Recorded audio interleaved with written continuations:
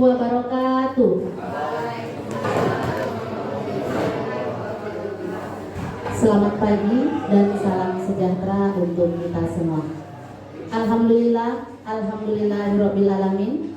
Puja dan puji syukur kita hadiahkan kepada Allah Subhanahu wa taala yang telah melimpahkan rahmat dan karunia-Nya sehingga kita dapat berkumpul pada acara diseminasi budaya positif oleh calon guru penggerak angkatan 11 yang akan dibawakan oleh Ibu Nisi Yuni Lugiasari serta acara refleksi komunitas belajar SMA Negeri 4 Tambusai Utara.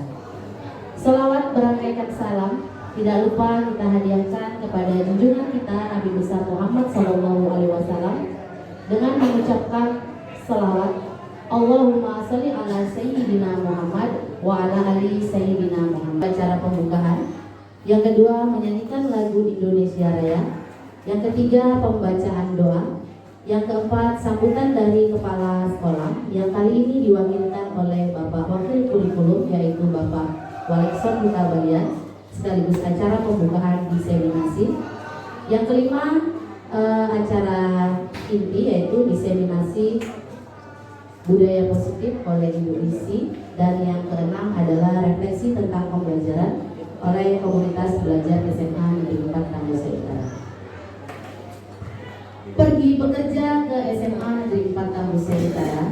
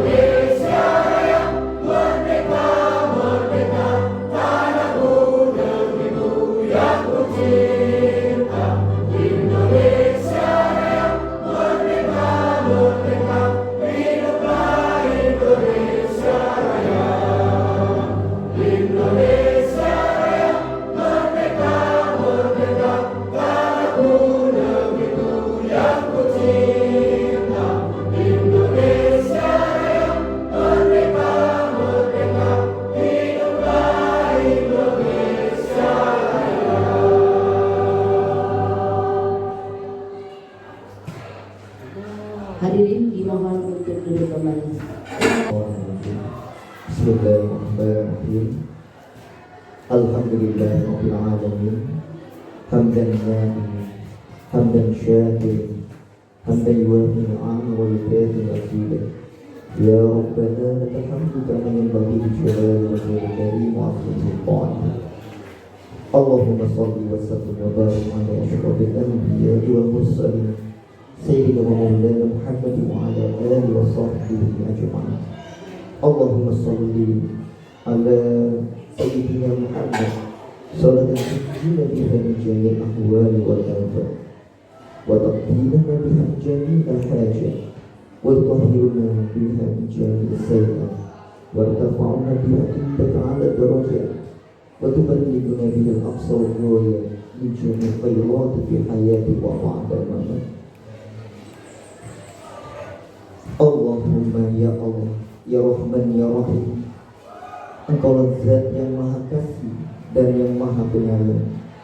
Pagi hari ini ya Allah, kami agungkan asma-Mu karena kemuliaan-Mu. Kami tadahkan tangan kehadiran-Mu karena Engkaulah yang memberikan dan mengabulkan doa. Hari ini kami memuji kebesaran dan rahmat-Mu karena Engkau telah melimpahkan berbagai kenikmatan yang Engkau berikan kepada kami ya Allah, sehingga kami semua bisa menghadiri acara diseminasi budaya positif di ruangan ini. Karena itu ya Allah, berikan kekuatan, kerahmatan dan keridhaan pada acara ini ya Allah.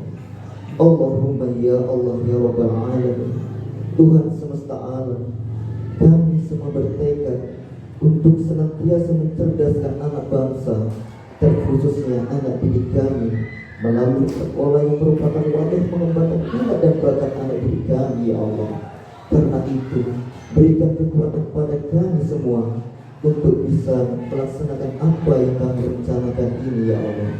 Dan ridhoi ya Allah apa yang kami rencanakan, sehingga menjadi yang terbaik di sisimu ya Allah. Allahumma ya Allah ya khairul hadi, ya Allah, Engkaulah zat yang paling terbaik memberikan petunjuk kepada kami ya Allah. Maka berikanlah petunjuk kepada kami semua untuk bisa merencanakan yang terbaik untuk pendidikan di sekolah kami, sehingga kami juga bisa memberikan yang terbaik untuk anak didik kami. Dan jadikan negara ini ya Allah negara yang thayyibun wa rabbul ghafur.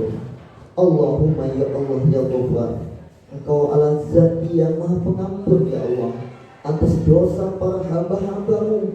Karena itu ampunilah kami semua ya Allah, dosa kami, dosa kedua orang tua kami, dan dosa pemimpin-pemimpin kami.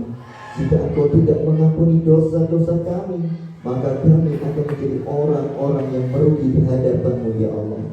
Ya Allah, jadikan semua kegiatan hari ini adalah kegiatan yang terbaik, menjadi ibadah di sisi-Mu ya Allah. Dan lindungilah kami semua, sehingga kami bisa melakukan yang sempurna apa yang kami rencanakan. Rabbana zalamna anfusana wa in lam taghfir lana wa tarhamna lanakunanna minal khasirin. Rabbana atina fid dunya hasanah wa fil akhirati hasanah wa qina adzabannar. Bifadlika subhana rabbika rabbil izzati amma yasifun, wassalamu alal mursalin, walhamdulillahi rabbil alamin. Demikian, assalamualaikum warahmatullahi wabarakatuh. Selamat pagi, salam sejahtera untuk kita semua.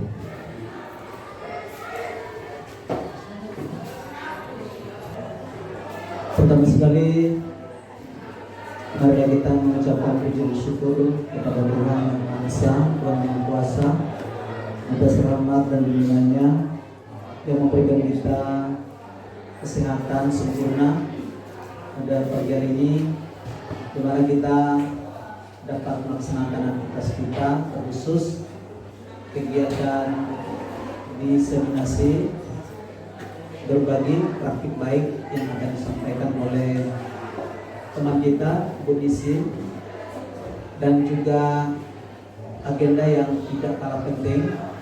Hari ini kita diperintahkan untuk melaksanakan komunitas belajar kita pekan kegiatan Ombel ini yang diketuai oleh Ibu Melisa,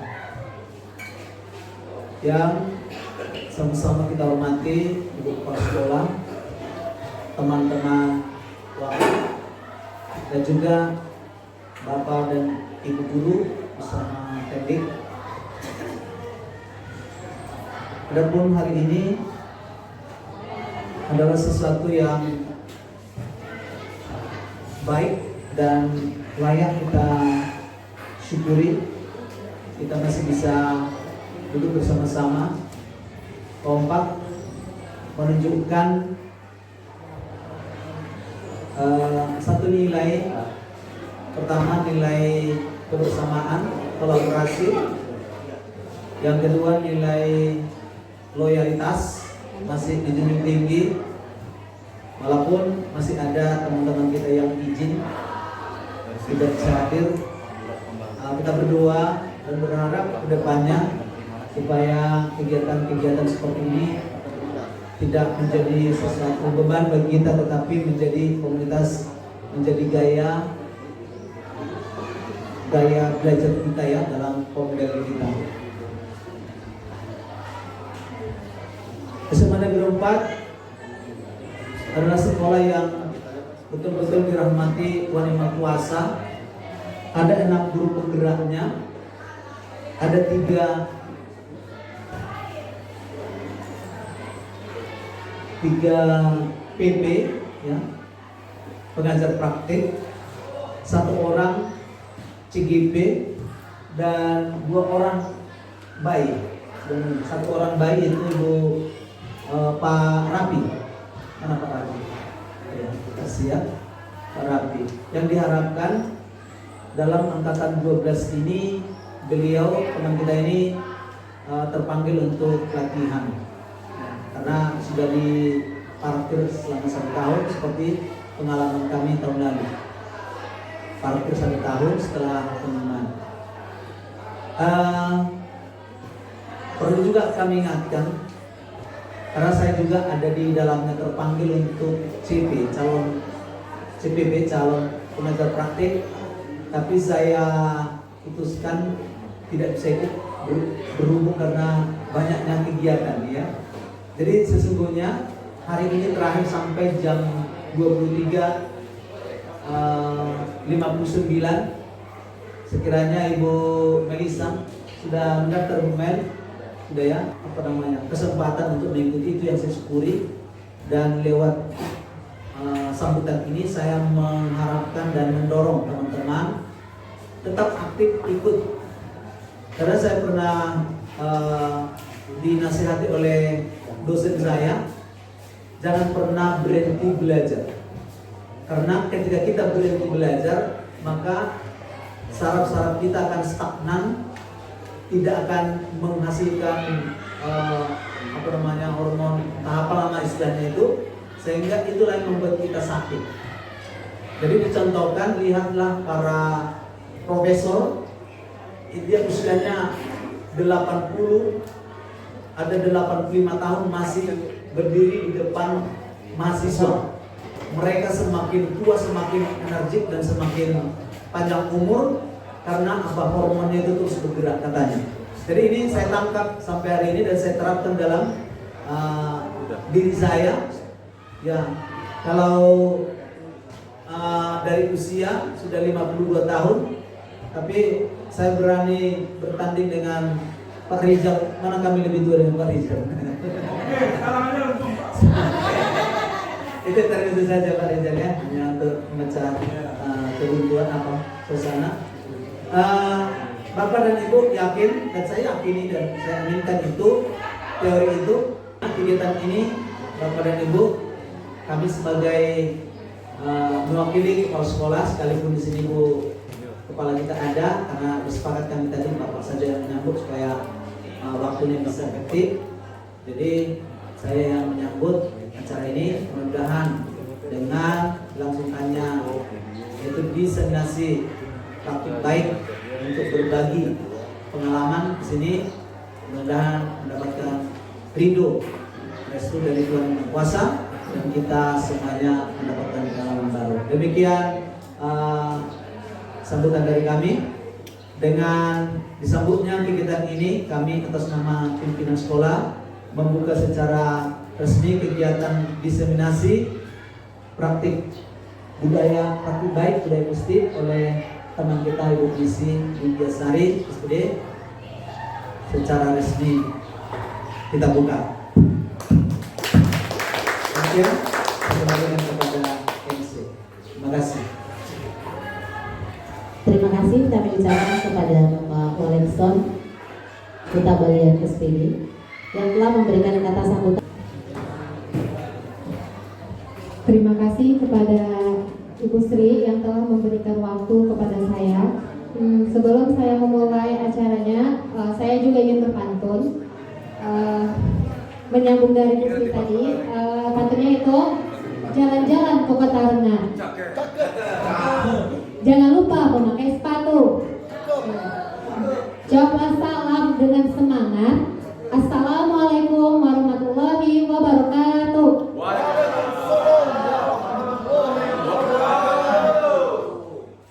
Yang terhormat Ibu Kepala Sekolah SMA Negeri 4 Tambusai Utara, yang kami hormati Bapak Ibu Wakil Kepala Sekolah serta teman-teman seperjuangan. Ya, adapun tujuan diadakannya kegiatan ini itu adalah diseminasi menyebarkan pemahaman dan penerapan pengalaman budaya positif. Nah, di mana kegiatan ini merupakan salah satu untuk melengkapi tugas saya dalam program pendidikan guru penggerak. Oke, saya juga mengucapkan terima kasih kepada Bapak dan Ibu yang telah menyediakan waktunya dan meluangkan waktunya untuk mengikuti kegiatan ini.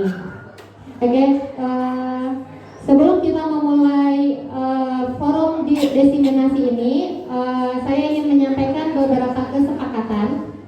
Nah, di sini saya sudah menyediakan kesepakatan, yaitu yang pertama, HP mode silent. Yang kedua, menjadi pendengar yang baik. Yang ketiga, saling menghargai pendapat orang lain. Nah, kesepakatan ini bisa ditambah jika mau ditambah. Ada yang mau ditambah Bapak Ibu? Ya. Oke. Ya, biar santai ya, Anda senyum. Baiklah, tadi ada kata-kata senyum, saya jadi ingat bahwa senyum ini sebenarnya merefleksikan kan. Nah, yuk kita senyum selama 30 detik. Oke. 1, 2, 3, 4, 5. Coba senyumnya dengan teman sebelahnya. Ya, 16, 17, 18, 19, 20. Oke, 21, 22, 23, 24, 25, 26, 27, 28, 29, 30. Iya. Kalau kita diseminasi, di sini saya menyediakan pertanyaan pemantik. Nah, pertanyaan pemantiknya ada 2. Yang pertama, mengapa penting untuk menciptakan suasana positif di lingkungan sekolah? Ada yang bersedia untuk menjawabnya Bapak Ibu? Mengapa penting untuk menciptakan suasana positif di lingkungan sekolah? Oke, saya antusias dengan Pak Juarno.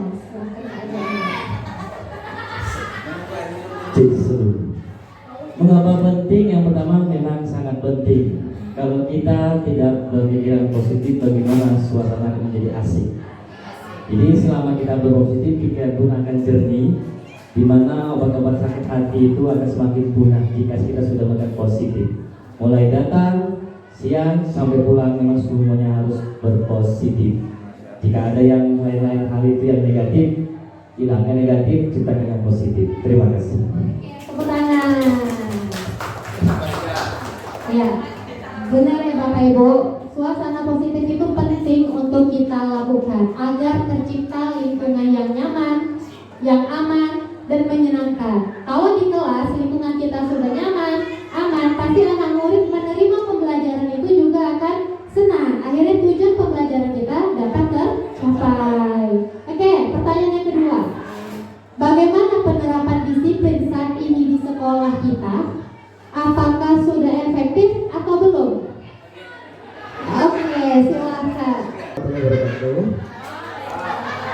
Selamat pagi Bapak Ibu. Izinkan saya menjawab pertanyaan pemantik yang kedua. Bagaimana penerapan disiplin saat di sekolah ini? Secara fakta kita sampaikan disiplin positif di sekolah kita sudah berjalan, tapi belum efektif.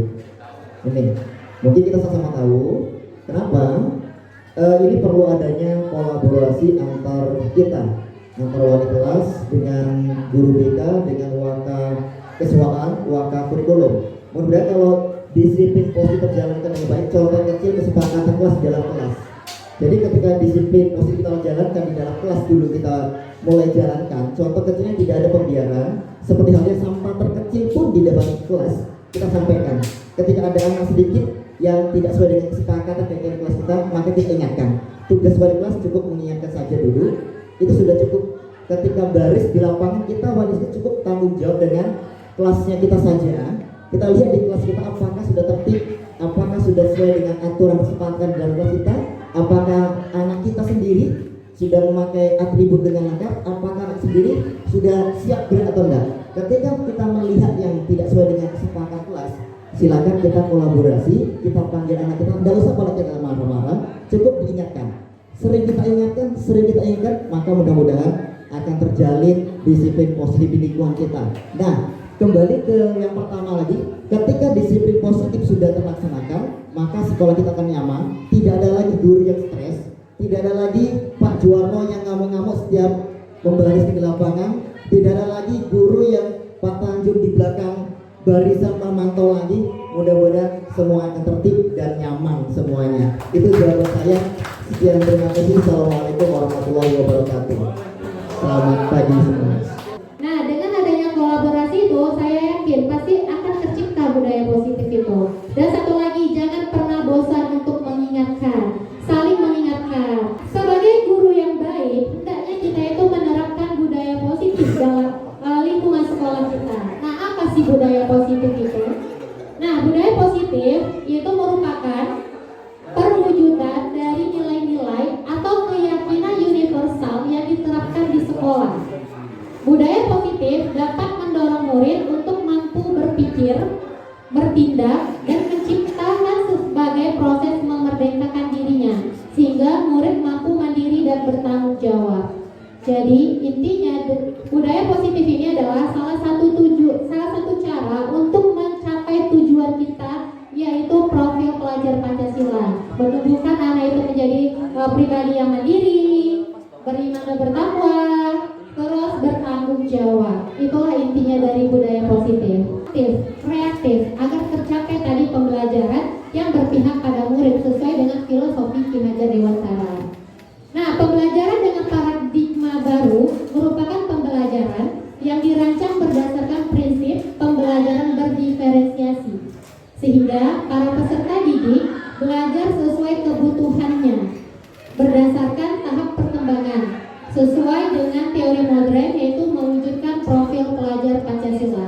Nah, jadi yang kita harapkan dari paradigma baru ini adalah murid yang memiliki profil pelajar Pancasila yang ada 6 dimensinya, yaitu beriman, bertakwa kepada Tuhan Yang Maha Esa, dan berakhlak mulia.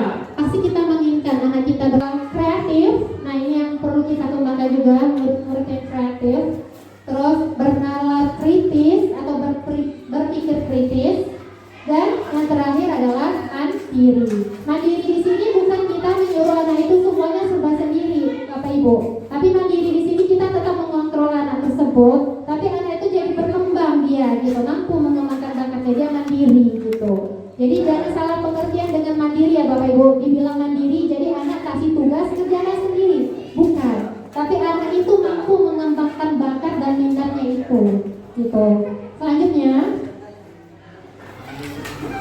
Nah, bagaimana cara melakukan perubahan paradigma baru ini? Yaitu mengubah stimulus respon menjadi teori kontrol. Nah, apa sih teori kontrol itu? Nah, teori kontrol itu sama dengan kontrol diri, yaitu kita yang mengontrol diri kita sendiri. Kita tidak bisa mengontrol orang lain, dan orang lain itu tidak bisa mengontrol kita. Itu dia. Begitu juga kita tidak bisa merubah orang lain, karena yang bisa merubah dia adalah diri dia sendiri. Itulah yang sama seperti motivasi. Nah, jadi yang ditumbuhkan di sini itu adalah motivasi di dalam diri kita masing-masing, Bapak Ibu. Nah, yang kita lakukan selama ini adalah stimulus respon. Stimulus respon itu adalah kita menganggap bahwa kebutuhan kita itu semuanya sama. Padahal kenyataannya kebutuhan kita itu adalah berbeda. Nah, itu harus kita pahami itu Bapak Ibu. Karena semua orang, setiap orang itu kebutuhannya berbeda-beda. Yang kedua, kalau pada stimulus respon, semua orang melihat hal yang sama. Padahal pada kenyataannya setiap orang memiliki gambaran yang berbeda. Seperti saya, mungkin pemikiran saya itu berbeda dengan pemikiran Farizal. Nggak mungkin sama kan Farizal? Iya. Begitu juga Farizal pasti berbeda juga dengan Pak Susanto. Nah, selanjutnya kita mencoba mengubah orang. Kalau di stimulus respon kita mencoba mengubah orang lain agar berpandangan sama dengan kita. Nah, ini berarti kita memaksakan kehendak kita pada orang lain. Itu salah. Aturannya adalah kita memahami pandangan orang lain tentang dunia. Jadi kita tuh harus ada rasa saling menghargai. Itu yang diharapkan. Selanjutnya, kalau pada stimulus respon, perilaku buruk dilihat sebagai suatu kesalahan. Nah, ini yang biasanya terjadi. Anak yang berbuat buruk, kita langsung judge anak itu salah. Ya kan Bapak Ibu? Nah, sebenarnya itu tidak boleh. Semua perilaku itu dia memiliki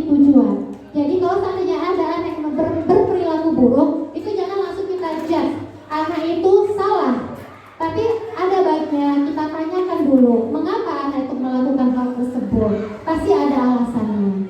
Nah, pasti nanti kalau seandainya kita tanya seperti itu, anak itu pasti akan jujur. Nah, jadi tidak ada yang menyakiti.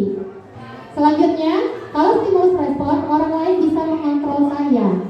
Kalau pada teori kontrol, hanya Anda yang bisa mengontrol diri Anda sendiri. Jadi kita tidak mudah dipengaruhi oleh orang lain. Selanjutnya, kalau stimulus respon, pemaksaan ada pada pemaksaan ada saat bujukan gagal. Nah, aturannya tidak, kita tuh mampu berkolaborasi. Jangan kita memaksa, tapi kita berkolaborasi dengan anak tersebut. Selanjutnya, modal berpikir pada stimulus respon itu menang-kalah. Artinya, kamu salah, gitu. Berarti kita yang benar.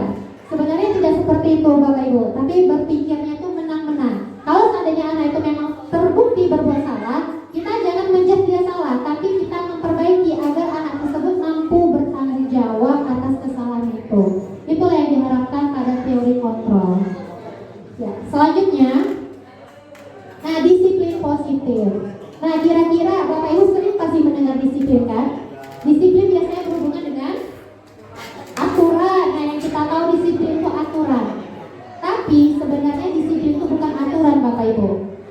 Disiplin itu berasal dari kata disiplina, yang artinya belajar. Belajar apa? Belajar mengontrol diri. Nah, disiplin mengacu pada disiplin diri yang memiliki tanggung jawab terhadap apa yang dilakukannya berdasarkan nilai-nilai yang diyakini. Disiplin positif merupakan salah satu cara penerapan disiplin yang bertujuan untuk menumbuhkan kesadaran serta memberdayakan murid tanpa imbalan penghargaan, ancaman, dan hukuman. Jadi penerapan disiplin di sini adalah kita menimbulkan motivasi dalam diri anak tersebut. Nanti anak itu kalau udah muncul motivasinya, dia tanpa mengharapkan imbalan lagi atau hukuman. Nah, di sini kan kadang anak itu dia mau melakukan sesuatu itu karena takut dihukum, atau anak dia mau melakukan sesuatu itu karena penghargaan, ingin mengharapkan imbalan. Nah, itu yang tidak boleh. Itu namanya bukan disiplin, tapi disiplin itu adalah menimbulkan motivasi anak itu melakukannya memang karena dia pengen melakukannya, timbul dalam dirinya. Nah, sebagai pendidik, tujuan kita adalah menciptakan murid yang memiliki disiplin diri, sehingga mereka berperilaku mengacu pada nilai-nilai kebajikan universal dan memiliki motivasi internal dalam perubahan perilaku ke arah yang lebih baik. Itu yang diharapkan pada disiplin. Kita belajar mengontrol diri dan menimbulkan motivasi dalam diri. Itu dianya. Selanjutnya, nilai-nilai kebajikan. Nah, tadi dari bahas tentang nilai-nilai kebajikan. Ada yang tahu Bapak Ibu nilai-nilai kebajikan? Ya, universal. Ya, nilai kebajikan yang disepakati bersama, lepas dari suku, bangsa, agama, bahasa maupun latar belakang. Nah, contoh nilai kebajikan itu contohnya seperti disiplin, tanggung jawab, itu dia contoh-contohnya. Kalau dari profil pelajar Pancasila yaitu beriman dan bertakwa kepada Tuhan Yang Maha Esa, berakhlak mulia, gotong royong, mandiri. Nah, atau bisa juga empati. Itulah nilai-nilai. Nah, nilai-nilai inilah yang biasanya kita gunakan nanti pada membuat keyakinan kelas yang kita kembangkan. Lanjut. Nah, kebutuhan dasar manusia. Nah, kita yakin setiap kita memiliki kebutuhan dasar. Nah, kebutuhan dasar manusia itu pasti berbeda-beda. Kebutuhan dasar itu apa? Kebutuhan dasar manusia adalah segala sesuatu yang kita lakukan untuk mendapatkan apa yang kita inginkan. Seluruh tindakan yang kita lakukan memiliki tujuan tertentu dan semua usaha terbaik yang kita lakukan adalah dalam rangka agar kebutuhan tersebut terpenuhi. Nah, jadi setiap manusia memiliki kebutuhan dasar. Jika kebutuhan dasarnya terpenuhi, dia akan tercapai apa yang dia inginkan. Tapi jika dia tidak tercukupi kebutuhan dasarnya, itulah yang akan menjadikan penyimpangan atau perilaku di negatif. Nah, ada 5 kebutuhan dasar manusia. Yang pertama, bertahan hidup. Yang kedua, kasih sayang dan rasa terima. Yang Yang ketiga, penguasaan. Keempat, kebebasan. Yang kelima, kesenangan. Nah, kebutuhan dasar yang pertama bertahan hidup. Bertahan hidup ini seperti makan, pakaian, tempat tinggal, kesehatan. Nah, kalau kasih sayang itu biasanya rasa diterima, terus diperdulikan, berbagi, kerjasama dan menjadi bagian dalam kelompok. Nah, contohnya untuk yang bertahan hidup ini adalah seperti kita makan, kita butuh makan. Jadi kalau seandainya di dalam kelas ada anak yang misalkan dia lemas, bisa jadi dia karena dia belum makan, atau dia tidur, bisa jadi dia kurang tidur. Itu kayak gitu bertahan hidup. Itu adalah kasih sayang. Atau misalkan di MPO-nya seperti ini, bu, aku cantik gak bu? Bu, aku ganteng gak bu? Berarti itu adalah kasih sayang. Dia butuh perhatian dari kita. Apa salahnya kita sedikit mendekati, ya kamu cantik, dia langsung senang hati dia. Dan selanjutnya kebutuhan yang ketiga yaitu penguasaan. Penguasaan di sini yaitu harga diri, keinginan untuk dianggap, memimpin, berprestasi, diakui dan didengar. Nah, ini yang sering yaitu penguasaan. Nah, penguasaan di sini contohnya adalah anak itu pengen kita itu mengakui dia punya keterampilan. Kadang kalau ada anak yang senang kalau dia udah bisa kerjakan soal, pasti dia senang kan? Nah, itu kadang ada anak yang pengen dipuji. Wah, kamu hebat ya nak. Nah, gitu. Berarti itu kebutuhan yang dibutuhkan adalah penguasaan. Selanjutnya, kebebasan.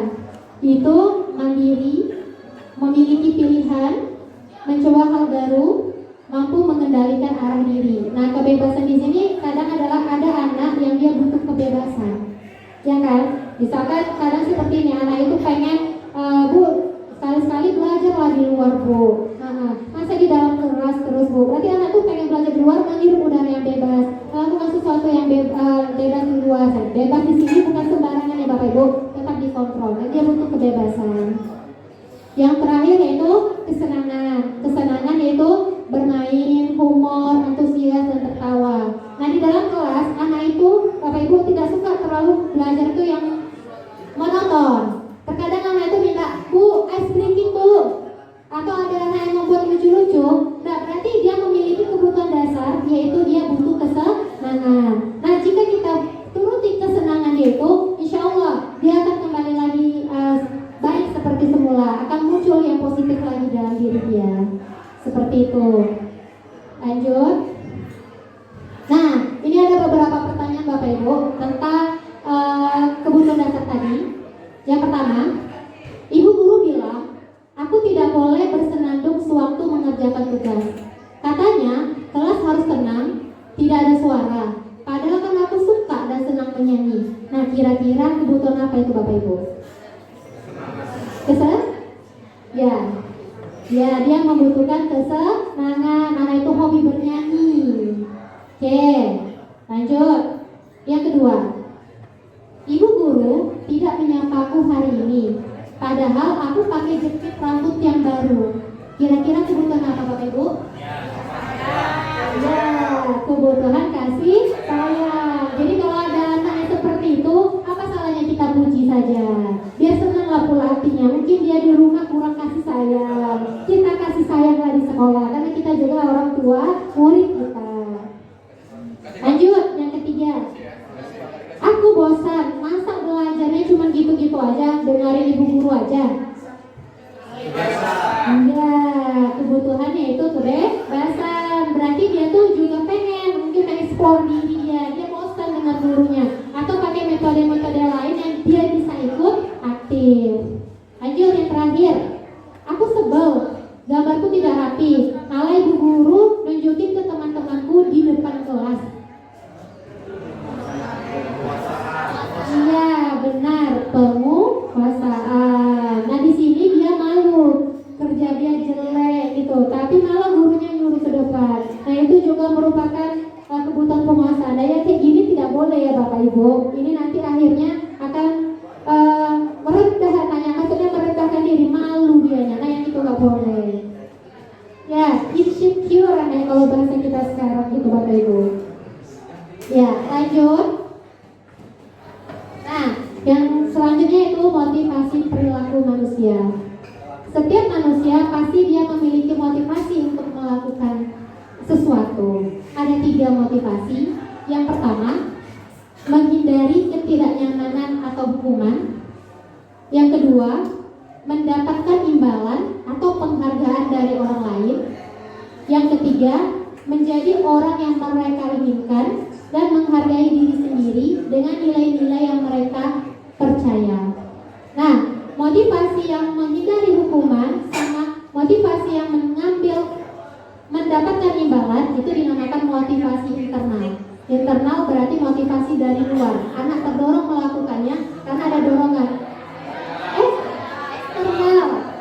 Maaf Bapak Ibu. Oke, motivasi eksternal yaitu motivasi dari luar. Iya.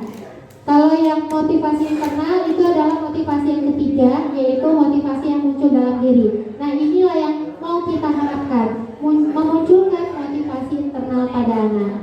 Apa sih Bu contohnya menghindari ketidaknyamanan atau hukuman? Nah, biasanya seperti ini. Anak mengerjakan tugas karena takut dimarahi guru. Iya kan? Nah, supaya atau karena takut nanti dihukum, atau anak pikir kelas karena takut didenda. Nah, itu merupakan contoh dari menghindari hukum. Nah, itu tidak baik sebenarnya Bapak Ibu. Lanjut. Anak melakukan sesuatu karena mendapatkan penghargaan atau imbalan. Berarti di sini pola pikir anak itu kalau aku melakukannya, apa yang akan aku dapatkan? Jadi anak itu kalau melakukan selalu mendapatkan hadiah. Nah, itu sangat tidak baik. Malah penghargaan ini merupakan penghukuman malah Bapak Ibu. Kenapa? Karena penghargaan ini dia dapat menurunkan kualitas. Jadi kalau seandainya suatu saat kita tidak memberikan penghargaan, nah maka dia nggak akan mau melakukannya lagi. Ya malas dianya, kan turun kualitasnya. Anak yang pintar selalu dikasih penghargaan, sekali nggak dapat penghargaan dia jadi malas. Kan menurunkan kualitas. Terus penghargaan ini dapat merusak hubungan. Ya, kalau seandainya dia terus yang dapat hadiah, dia terus yang mendapatkan hadiah, otomatis ada namanya kecemburuan sosial. Nah, otomatis merusak hubungan murid dengan murid. Nah, itu makanya penghargaan ini sebenarnya yang paling buruk sebenarnya. Tapi itu pula lah yang kita lakukan, ya kan Bapak Ibu, biar semangat. Nah, yang terakhir yaitu menjadi orang yang mereka inginkan dan menghargai diri sendiri dengan nilai-nilai yang mereka percaya. Nah, kalau di sini motivasi internal yang muncul dalam diri, dia melakukan sesuatu itu karena dia mau jadi apa, dia mau kayak apa, berarti itu muncul dalam diri dia. Kalau motivasi itu sudah muncul, insya Allah dia akan menjadi orang yang sukses. Itulah yang kita harapkan dari menerapkan budaya positif ini Bapak Ibu. Nah, untuk motivasi internal ini, untuk menjadi orang yang diinginkan tersebut, sebaiknya kita sebagai guru menghindari hukuman dan pemberian penghargaan yang berlebihan. Jadi boleh dikasih hukuman sama penghargaan boleh, tapi tidak boleh berlebihan. Jangan terus-terus dikasih penghargaan gitu. Agar meminimalisir motivasi eksternal dari dalam diri murid. Itulah tujuannya Bapak Ibu. Jadi supaya muncul motivasi internal itu adalah kita kurangi hukuman dan penghargaan. Oke, selanjutnya lanjut yaitu hukuman, konsekuensi, dan restitusi. Nah, apa sih perbedaan dari ketiga ini? Hukuman itu tidak terencana atau tiba-tiba. Murid tidak tahu apa yang akan terjadi atau tidak dilibatkan dalam pemberian hukuman. Terus bersifat satu arah dan berupa hukuman fisik atau psikis. Ini hukuman. Contohnya, misalkan murid kita terlambat, apa yang biasa kita lakukan? Ya, kita marahi atau kita suruh dia keliling lapangan, ya kan? Atau kita suruh dia jalan jongkok. Nah, itu seperti itulah hukuman. Dia bersifat hukuman fisik, dan hukuman tersebut murid itu tidak tahu dia mau diapakan, hanya berasal dari gurunya. Kamu harus gini, kamu harus ini. Tidak ada kesepakatan dari awal. Itu adalah hukuman. Kalau konsekuensi, nah ini terencana atau disepakati sesuai peraturan. Jadi udah ada kesepakatan di awal. Lanjut, murid tetap dibuat tidak nyaman. Sama kayak hukuman, murid itu tidak nyaman, tapi dia sadar dia salah dan dia tahu apa yang harus dia lakukan. Itu konsekuensi. Terus sikap guru selalu memonitor murid. Nah, contohnya kamu salah, kamu tahu kan kamu udah melanggar kesepakatan kita, kira-kira apa yang kamu lakukan? Nah, kayak gitulah guru yang memonitor murid. Kita cuma ngasih tahu, anak udah tahu sendiri apa kesalahannya. Itu adalah konsekuensi. Nah, yang diharapkan di sini adalah restitusi. Restitusi adalah proses menciptakan kondisi bagi murid untuk memperbaiki kesalahan. Proses kolaboratif yang mengajarkan murid untuk mencari solusi sendiri. Inilah restitusi. Di mana ini adalah proses untuk menyadarkan murid bahwa dia telah berlaku salah.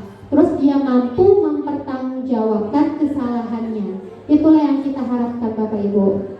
Jadi tidak perlu hukuman atau konsekuensi, tapi dia sudah sadar saja, itu sudah bagus. Nanti akan muncul dalam diri dia bagaimana dia memperbaiki kesalahannya tersebut.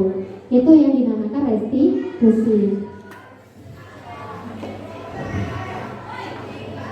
Kecil kali ya. Hukuman itu dia lebih condong ke identitas gagal.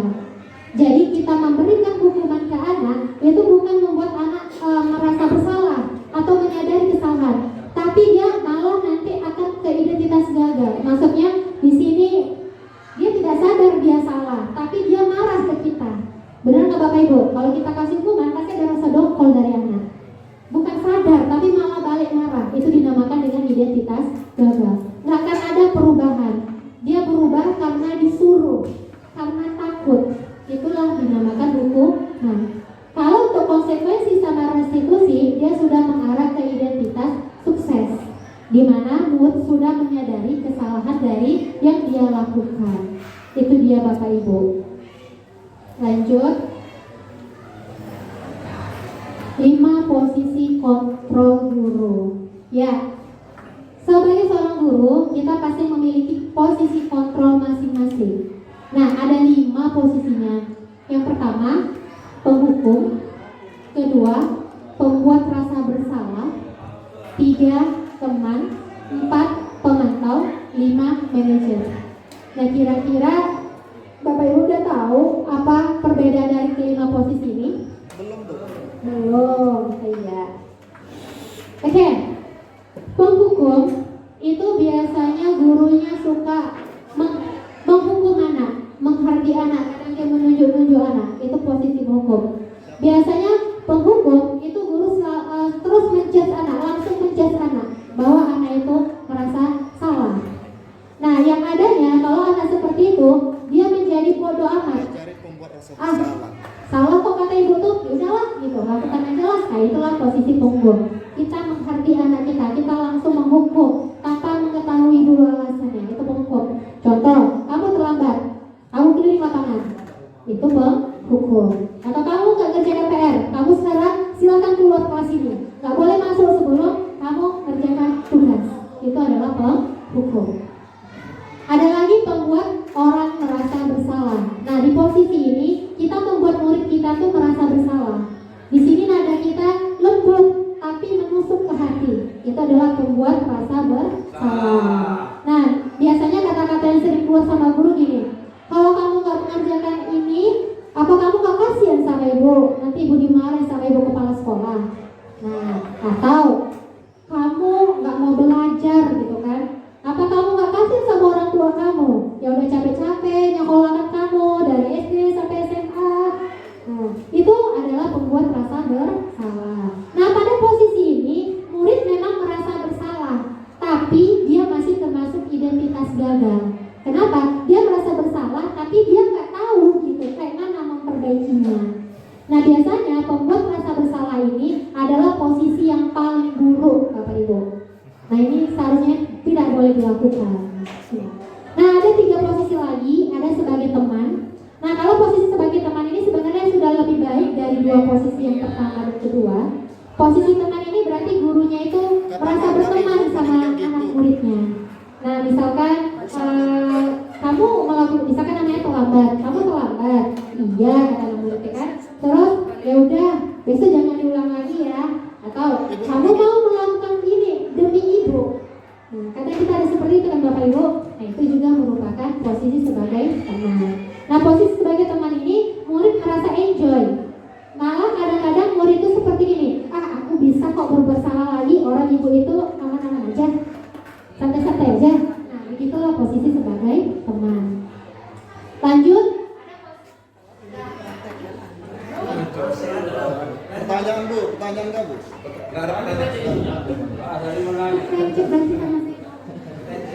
Tarik nafas dalam-dalam. Dan lebih lumayan baik Bapak Ibu. Di sini sudah menciptakan murid dengan identitas yang sukses. Nah, di sini posisi pemantau ini biasanya anak melakukan kesalahan, anak itu sadar dia berbuat salah.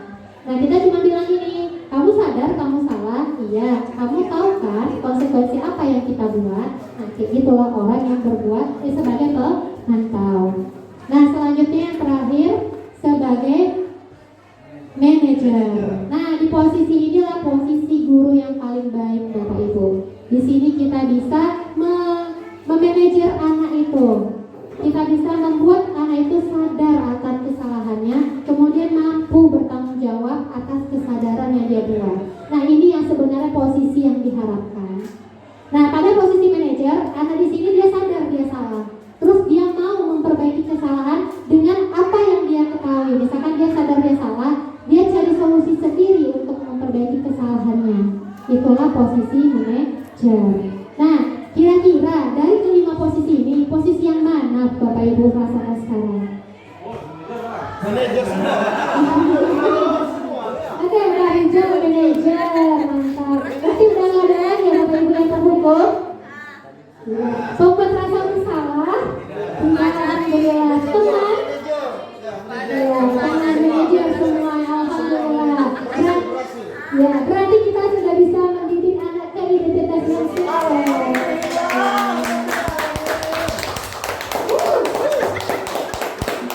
Berarti nggak perlu lagi ya Bapak Ibu saya menampilkan video? Perlu? Biar nggak lupa. Oke, ini sebenarnya video yang ilustrasi aja Bapak Ibu. Halo, Bapak Ibu guru calon. Video ini akan menampilkan 5 adegan interaksi guru dan murid. Silakan menonton dan merefleksikan. Saya berjanji tidak akan mengulangi lagi. Saya berjanji akan berusaha menjadi murid yang rajin belajar sampai pelajaran saya selesai. Kira-kira posisi apa itu Bapak Ibu? Penghukum. Baik. Pagi anak-anak, hari ini ada tugas ya. Ada yang belum mengerjakan? Anton, kamu sudah mengerjakan? Belum Pak. Kamu nggak ngerjain tugas ya. Kamu mau jadi apa nanti? Kamu lihat sekolah sih. Coba bayangkan orang tuamu betapa kecewanya sama kamu. yang ngerjakan sudah itu kelas 5. Harusnya bertanggung jawab sama dirimu sendiri. Kira-kira posisi apa Bapak Ibu? Pembuat rasa bersalah. Nanti jangan diulang Guru lagi BK ya. nggak pernah kasih PR. Kalau Sama. kamu rajin, Ibu senang lihatnya. Ya. Lain kali tepat waktu ya masuknya. Tos dulu dong. Kita kan teman. Wah, ini pun aku selamat lagi. Apa ya? Ini posisi apa Bapak Ibu? Tenang. Kenapa ada Kamu kok SD nggak pakai semua? baju olahraga? Bapak catat, kamu sudah 3 kali loh nggak ikut olahraga bulan ini. Iya Pak, 3 kali berarti saya dapat saksi Pak. Sekuensi. Berarti ini adalah posisi Ini Bu, saya mau pemantau tadi. Maaf ya Bu, saya terlambat ngumpulin tugas. Dipelajari. Kenapa kamu terlambat mengumpulkan tugas? Iya Bu, saya pulang sore dan ibu jaga warung. Gak sempat kerjain tugas. Kira-kira nih, apa yang bisa kamu perbaiki supaya kamu bisa mengerjakan tugas tepat waktu? Coba, kapan biasanya kamu membantu ibu jualan? Sebenarnya saya di malam Bu. Bagaimana kalau kamu membuat jadwal? Kapan kamu akan mengerjakan tugas? Ini udah diterapkan, apa yang udah diterapkan, agar udah diterapkan. Terlambat itu apa solusinya? Dan itu adalah ke posisi kontrol guru. Yang terakhir tadi apa Bapak Ibu? Manajer. Nah itu yang kita harapkan, yang kita harapkan untuk kita terapkan dalam kelas kita.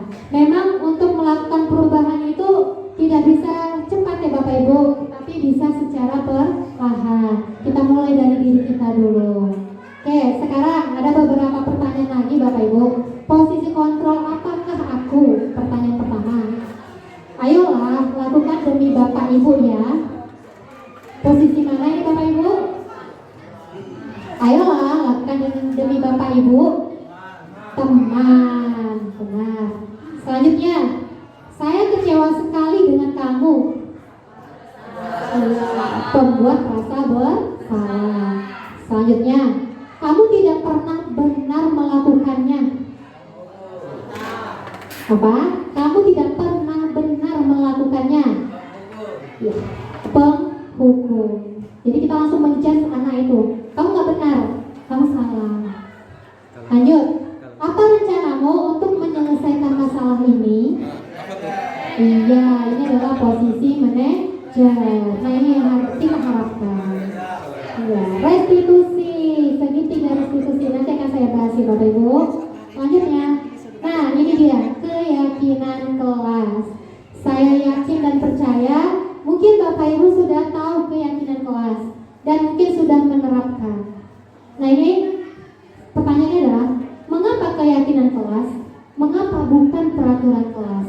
Ada yang bisa bantu menjawab Bapak Ibu? Apa keyakinan kelas bukan peraturan kelas? Oke, kalau untuk peraturan kelas itu biasanya anak-anak akan terpaksa untuk mengikuti aturan yang telah ada. Tetapi di sini kalau untuk keyakinan kelas, di sini kita bersama anak menyepakati bersama apa aja aturan-aturan yang akan kita terapkan dalam kelas itu. Mungkin seperti itu begitu. Semangat. Kalau yakin itu berarti dari internal, kalau peraturan dari eksternal.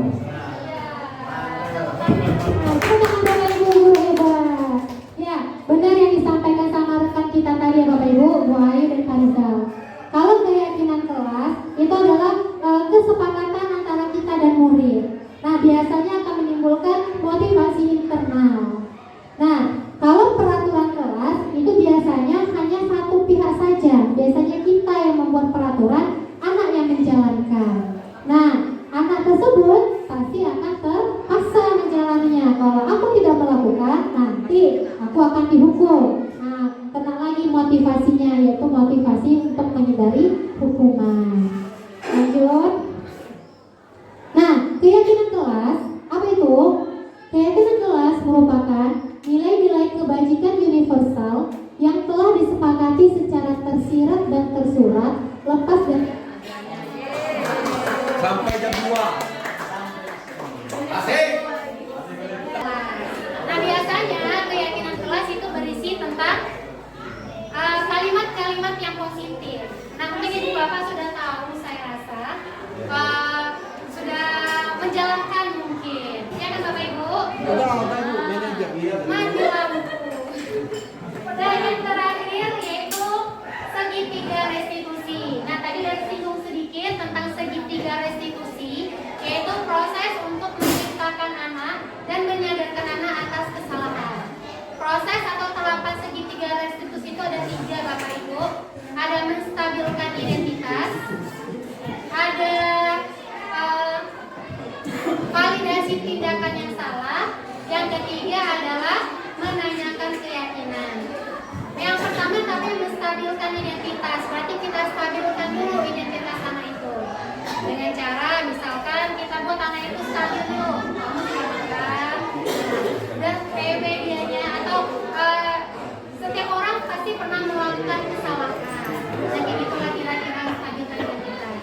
Ibu juga pernah melakukan kesalahan. Yang kedua validasi tindakan yang salah. Validasi tindakan yang salah berarti kita memvalidasi tindakan anak itu salah apa tidak dengan pertanyaan, kamu pasti punya alasan mengapa kamu melakukan itu. Itu adalah validasi tindakan yang salah. Atau boleh, ya wajar kamu marah, tapi apakah boleh kamu bertindak seperti itu? Nah itu juga validasi tindakan yang salah. Yang ketiga yaitu menanyakan keyakinan. Pada menanyakan keyakinan ini berarti kita menanyakan keyakinan apa yang telah dia langgar, anak tersebut langgar dari kesepakatan kita di awal. Misal, kira-kira keyakinan kelas yang mana kamu langgar?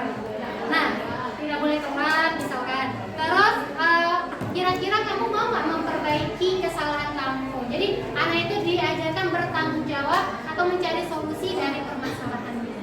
Dan mungkin itulah yang bisa saya sampaikan Bapak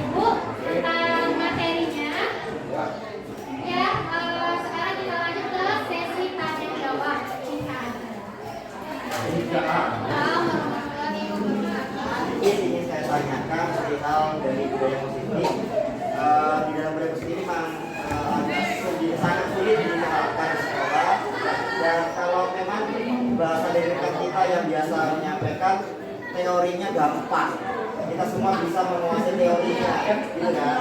Tapi untuk menerapkannya itu yang sangat sulit.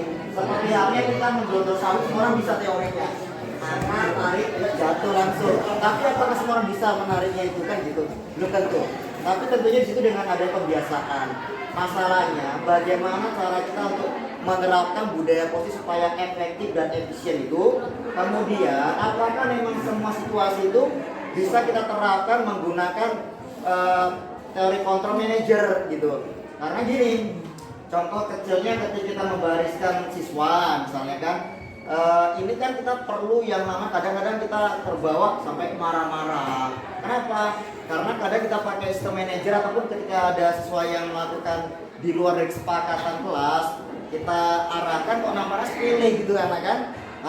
Bisa diulangi lagi. Bisa kenapa coba katakan kok sepele kali kan dari keterangkan manajer. Kira-kira apakah memang dalam situasi kondisi tertentu bisa kita terapkan nama hukuman atau bisa kita terapkan namanya konsekuensi atau bisa kita terapkan dengan namanya segitiga restitusi? Itu mungkin pertanyaan saya. Sekian, terima kasih. Assalamualaikum warahmatullahi wabarakatuh.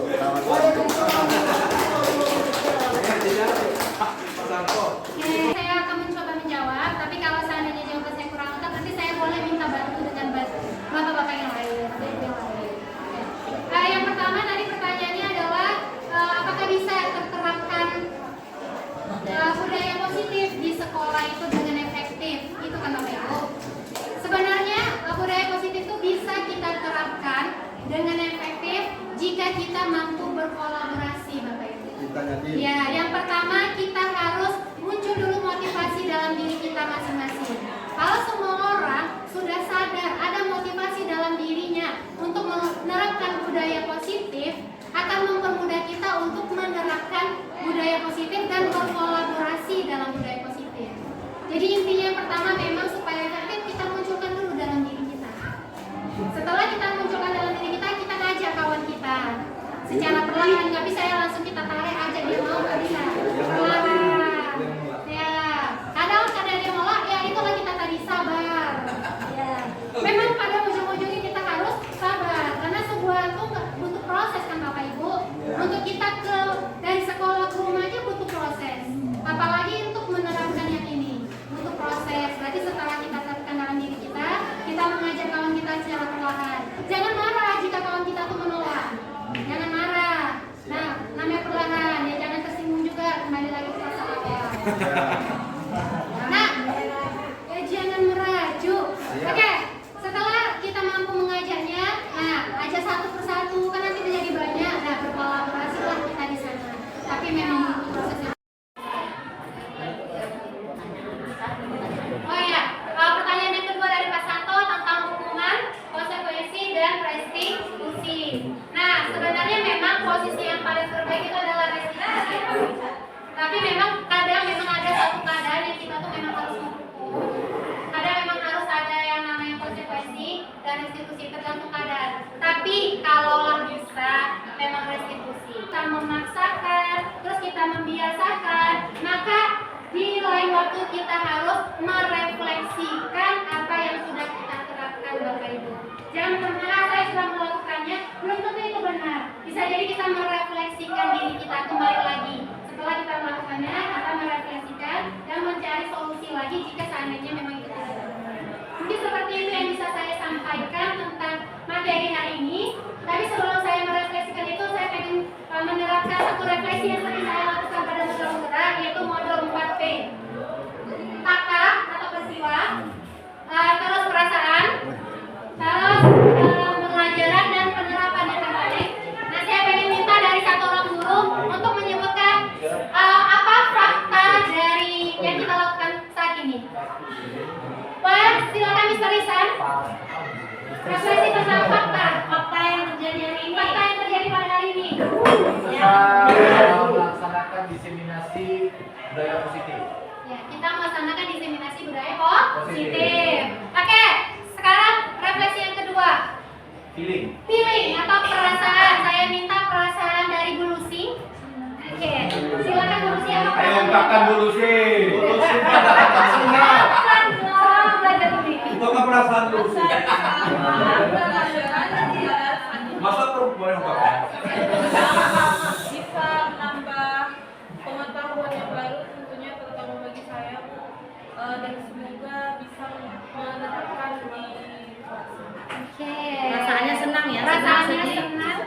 Senang ya? Senang. Oke, perasaannya senang. Saya perasaan positif senang, alhamdulillah kalau senang mendapatkan apa yang saya sampaikan. Selanjutnya yaitu tahap yang ketiga, pembelajaran. Saya minta Pak Azari merepresentasikan pembelajaran hari ini. Pembelajaran yang didapatkan pada hari ini. Terima kasih. Harapan saya semoga pendidikan CGP ini selesai ya Bu sampai dan bersertifikat. Itu harapan pertama saya. Untuk pembelajaran hari ini tentunya banyak pembelajaran yang kalau kita bisa laksanakan bersama-sama ini menjadi suatu modal utama untuk kita sebagai tenaga pendidik untuk memajukan SMA Negeri 4 Tambusai Utara ini. Harapan saya kedepannya masih adalah penyambung-penyambung Bu Misi yang ikut dan tergerak untuk mendaftarkan diri menjadi calon guru bergerak supaya bertambah lagi modal kita Bu. Nah, semakin banyak semakin kuat kita Bu.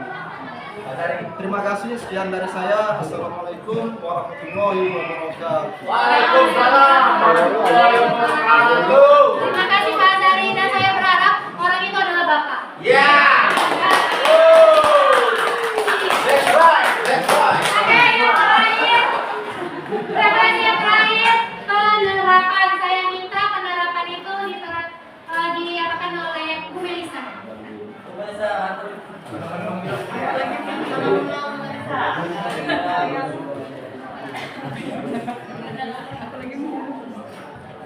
Baik, terima kasih Bu Nisi. Tentang diseminisasi budaya positif.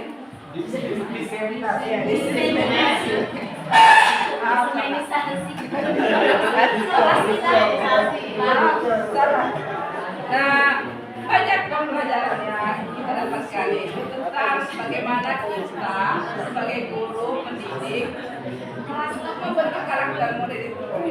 Tadi banyak muncul pertanyaan oleh Pak Azari dan kawan-kawan lainnya. Sebenarnya saya pengen ngomong tadi tapi sudah disampaikan oleh Pak Azari.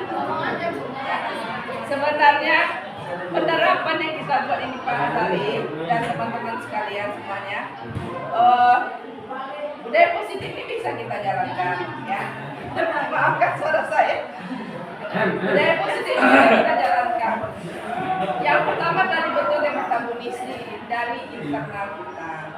Kalau kita termotivasi untuk membentuk budaya kita lebih baik, positif lebih ke arah yang positif, tentu yang kita lakukan untuk perencanaan sekolah yang berbudaya positif tercapai dan tercapai.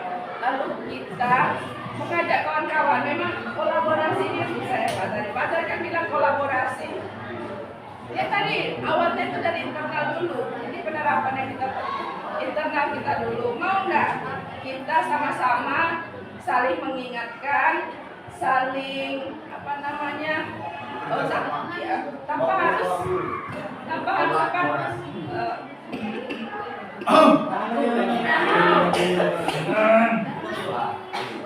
Jadi kalau marah di antara jadi senang.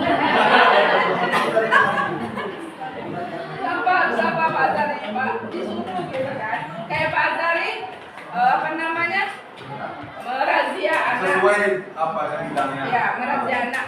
Sebenarnya tanpa dirazia pun kita pun bisa ngajak guru-guru pas masuk ke kelas menggunakan Bu, kalau ada anak yang berisik nanti ya Bu, kalau ada anak yang nanti agak penting itu yang penting kerjasama ini yang penting Pak. Nah, masalah kebersihan ya, masalah kebersihan guru piket juga, wali kelas juga, nah sama guru lainnya, jadi peduli tentang kebersihan. Jadi penerapan dan diri kerjasama kita, lalu menciptakan nanti itu yang positif dan juga.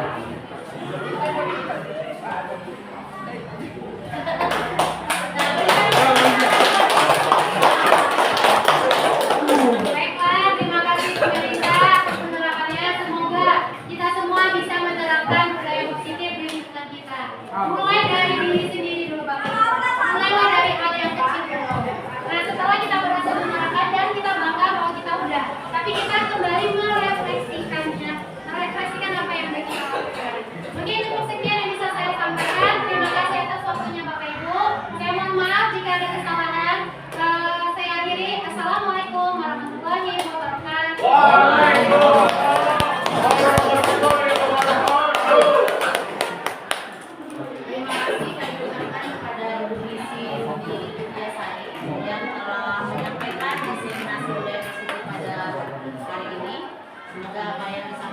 membawa undangan baru untuk ya.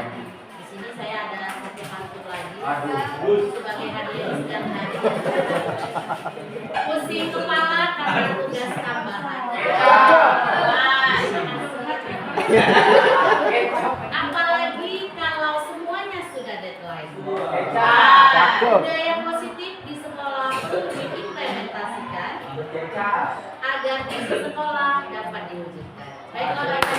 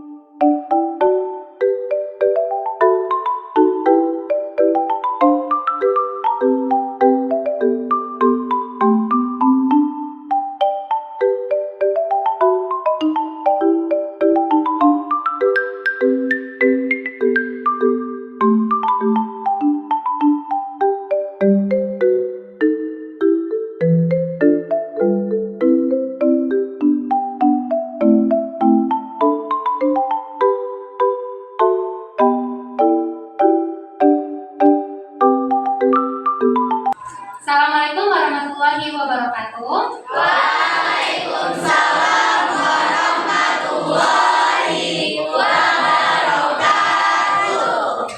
Selamat siang. Siang, Bu.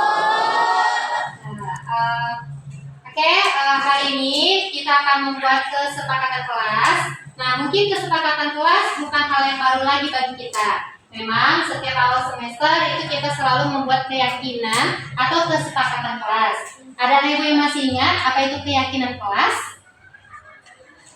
Ada yang masih ingat? Apa yang disebut dengan keyakinan kelas atau kesepakatan kelas? Ya, silakan Hidayah. Kalau menurut Hidayah, kesepakatan kelas itu adalah suatu kesepakatan yang dilaksanakan oleh semua kelas gitu, Bu. Jadi kesepakatan itu dibentuk dari beberapa siswa yang mengajukan kedisiplin, mungkin bertanggung jawab, itu dijalani juga, Bu. Oke, benar ya yang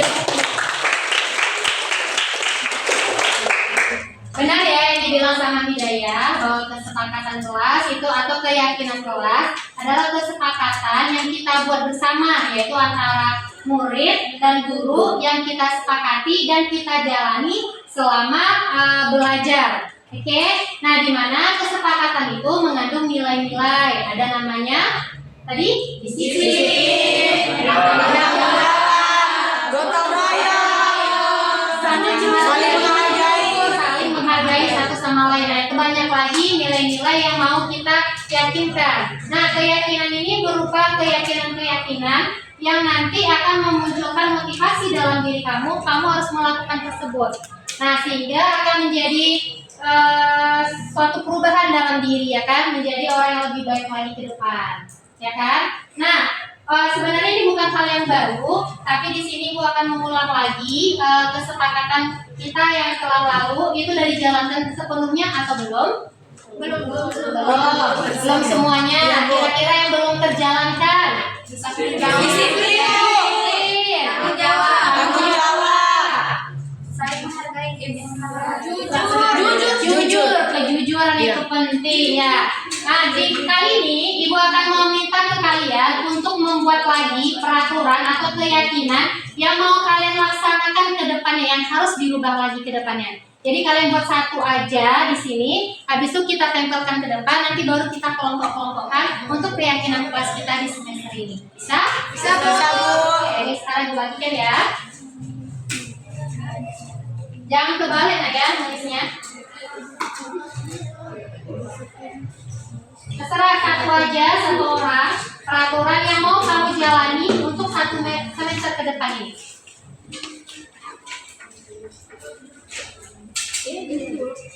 Dibagi ya. Itu di.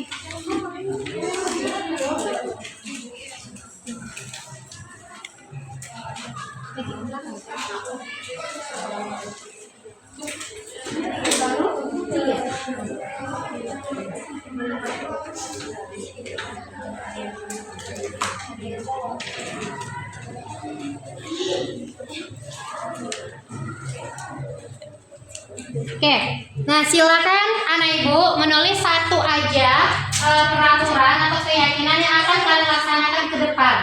Oke, setelah selesai nanti boleh nanti kalian kumpulkan di depan sini, ditempel ke depannya ya. Ini yang jujur dari dalam hati, biar nanti teryakini dalam diri kalian, kalian akan mengubahnya.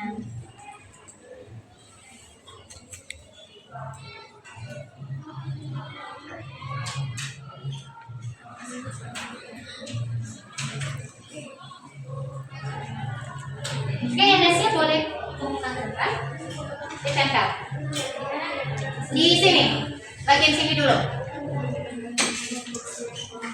Susun rapi ya.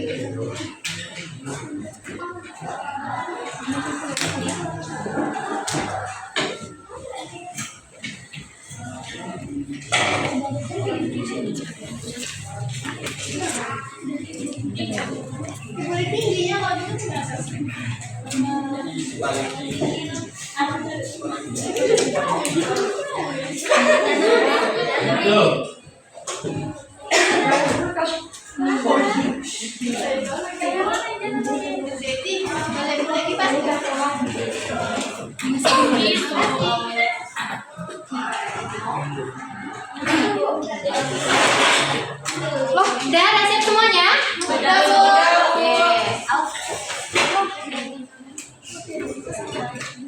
Nah ini udah ada beberapa peraturan, yang mana peraturan ini nanti akan kita kelompokkan nanti dalam beberapa kelompok yang sejenis. Nah di sini mulai dari sebelah sini dulu. Yang pertama kejujuran. Untuk kejujuran Ibu kelompok ke sini. Datang tepat waktu, disiplin kita taruh sini.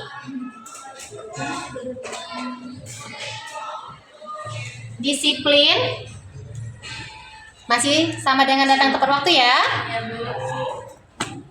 Masuk tepat waktu ke dalam kelas setelah istirahat berakhir. Disiplin. Kayaknya disiplin ini yang penting ya. Tidak membeda-bedakan teman. Saling menghargai. Bu taruh di sini. Jujur saat ulangan atau ujian? Kejujuran. Oke. Gotong royong. Samakah dari yang tiga ini? Beda. Oke. Datang tepat waktu.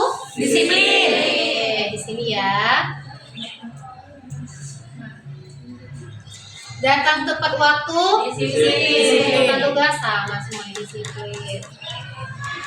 Mengerjakan tugas piket sesuai porsi dan pembagian. Wah, berarti tanggung jawab belum ada ya. Kita buat sini dulu.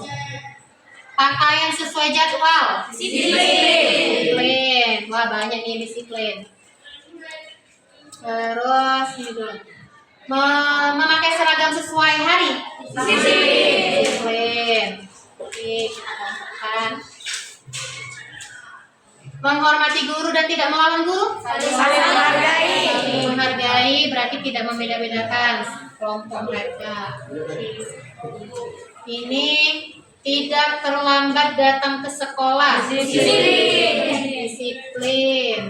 Tapi sering terlambat lah ini ya. Datang tepat waktu dan tidak terlambat. Disiplin. Sama aja. Kayaknya ini harus dicoba dulu. Datang tepat waktu. Disiplin. Tanggung jawab.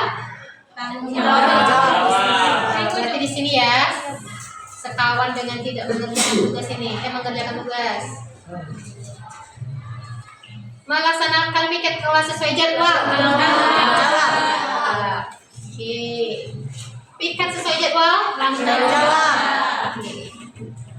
Disiplin. Tepat waktu kayak disiplin ini nomor 1 ini. Bertanggung jawab piket kelas yang dikerjakan setiap pulang sekolah dan kebersihan kelas. Tanggung jawab. Mengerjakan dan mengumpulkan tugas tepat waktu. Disiplin. Disiplin atau tanggung jawab? Tanggung jawab. Jujur dalam hal apapun. Kejujuran. Siapa yang buat itu? Piket tepat waktu. Tanggung jawab. Tanggung jawab ya. Tanggung jawab. Oke, melaksanakan piket kelas. Tanggung jawab. Piket sesuai jadwal. Tanggung jawab. Datang tepat waktu dan saling menghargai. Dibagi di mana ya? Sini aja lah. Oke. Nah, ini ada beberapa kelompok dari peraturan-peraturan yang telah anak-anak ibu buat. Yang pertama itu adalah kejujuran. Berarti itu nilainya adalah jujur. Disiplin datang tepat waktu. Disiplin. Berarti nilainya adalah Disiplin. Oke, di sini tidak membeda-bedakan, saling menghargai dan menghormati.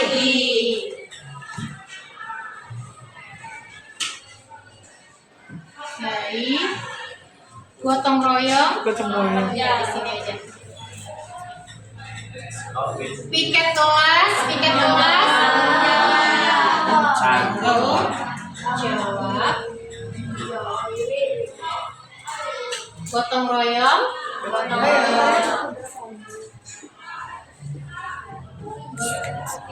Nah, tadi kita ada membuat peraturan dan kita telah mengelompokkannya dalam nilai-nilai yang akan kita terapkan. Di sini terdapat 5 nilai, yaitu Jujur, disiplin, saling menghargai, tanggung jawab, dan gotong royong. Oke, dari kelima nilai ini, kira-kira kesepakatan apa yang akan kita jalani untuk 1 semester ke depan? Nah, yang pertama, dari yang hal ini, mana kesepakatan yang mau kita ambil? Disiplin. Ya, disiplin di sini berarti Datang tepat waktu. ya, disiplinnya yaitu tepat waktu. Apa lagi? Memakai seragam hari. Iya, memakai Seragam sesuai harinya. memakai seragam Sesuai jadwal. sesuai jadwal. Ada lagi dari disiplinnya? Ya. Lanjut ke nilai selanjutnya. Tanggung jawab. Wah, dan yang wajib ya sebagai siswa. Tanggung jawab. Apa saja? Tiket kelas. Tiket kelas. Menjalankan tiket kelas.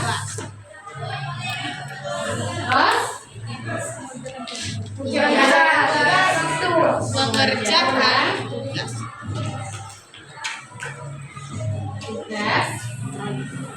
Terus dah, lanjut. Nilai selanjutnya jujur. Nah, ini penting ya, sebagai seorang siswa kita penting untuk jujur. Jujur dalam hal apa? Tidak menyontek itu masih kalimat negatif. Coba kita ubah ke kalimat yang positif. Kalau untuk apa kesepakatan itu tidak boleh pakai kata-kata tidak dan kata-kata jangan. Lebih ke positif. Apa? Tidak boleh menyontek. Berarti positifnya percaya diri. Tidak boleh. Mengerjakan tugas sendiri. Jangan jawaban. Apa? Mengerjakan tugas sendiri. Mengandalkan diri sendiri. Mengandalkan diri sendiri. Oleh mengerjakan tugas tanggung jawab nanti. Mengerjakan ulangan dengan jujur. Mengerjakan ulangan dengan jujur. Mengerjakan ulangan dengan jujur.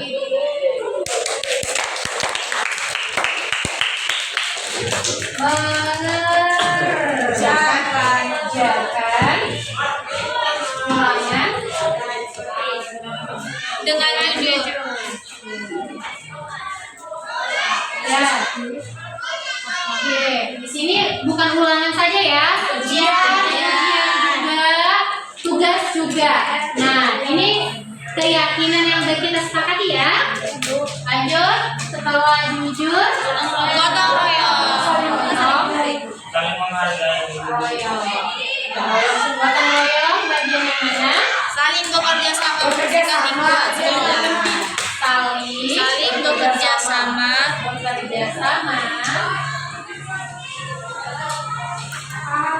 membersihkan lingkungan sekolah dalam membersihkan lingkungan sekolah.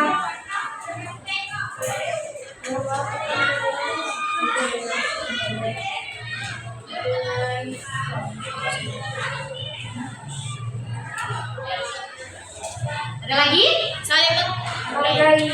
Ya, yang terakhir yaitu saling menghargai. Saling menghargai dan menghormati.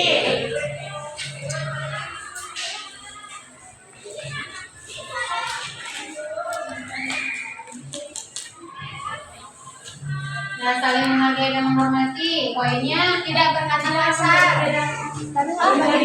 Oh ya, berdata sopan. Membudayakan 5S. Membudayakan senyum, sopan,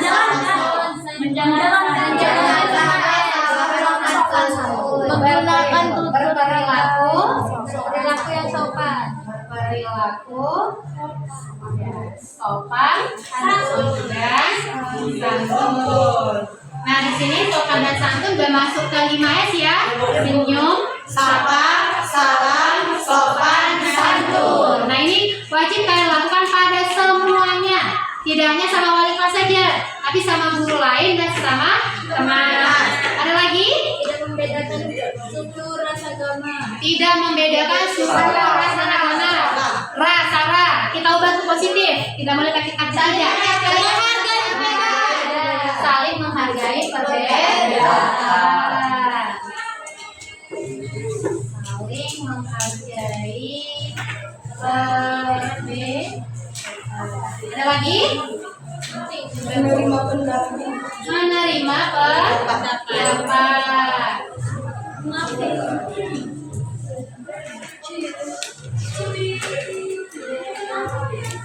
Menerima pendapat ya orang lain. Oke, kesepakatan kelas kita ada 5 nilai yang kita jalankan: disiplin, tanggung jawab, jujur, gotong royong, saling menghargai dan menghormati. Nah, ini kesepakatan kita bersama. Ada lagi mau ditambah? Tidak. Oke, konsekuensi. Nah, kira-kira, kalau kita nggak membuat sebuah keyakinan atau aturan, nah bagaimana jika aturan tersebut atau keyakinan tersebut nggak kita jalankan? Pasti ada namanya kan? Konsekuensi. Nah, kalau dulu namanya hukuman. Nah, sekarang hukuman nggak boleh. Nah, sekarang diganti dengan konsekuensi. Hukuman sama konsekuensi itu berbeda. Kalau hukuman ini terkadang dia lebih ke fisik. Atau seandainya salahnya lain, malah lain pula hukumnya. Misal dia datang terlambat, malah disuruh cuci WC atau mungut sampah, itu hukuman. Nah, kalau konsekuensi tidak. Konsekuensi dia juga sejenis hukuman, tetapi dia sejalan dengan kesalahan yang telah diperbuat. Nah, sekarang kita buat konsekuensinya. Bagaimana jika anak-anak ibu tidak melaksanakan kesepakatan yang kita buat ini? Apa kira-kira konsekuensinya? Contoh, datang tepat waktu. Bagaimana konsekuensi jika tidak datang tepat waktu? Waktunya diambil sesuai keterlambatan. Angkat satu tangan. Oke. Waktunya diambil sesuai keterlambatannya, Bu. Misalnya kalau dia datangnya ke dalam kelas jam 10 lewat 40 gitu kan, Bu. Nanti kita kurangin lagi waktu dia keluar 10 menit. Oke. Ada pendapat dari kawan. Katanya kalau seandainya dia terlambat 10 menit, maka dia akan menambah jam pelajarannya 10 menit. Sepakat? Sepakat. Konsekuensinya jika datang terlambat ke sekolah, maka konsekuensinya adalah Waktu keluarnya ditambah. Belajar. Ya, maka waktu Belajar ditambah. Ya, waktu belajar ditambah. Iya, sesuai dengan keterlambatan. Dan apa lagi konsekuensinya? Misalkan tanggung jawab tidak menjalankan piket kelas, maka konsekuensinya ya silakan. Membantu teman piketnya selama 1 minggu. Membantu temannya piket selama 1 minggu, berarti dia menjalankan piketnya selama 1 minggu. Oke, sepakat? Sanggup? Oke, ini udah kita sepakati ya. Jika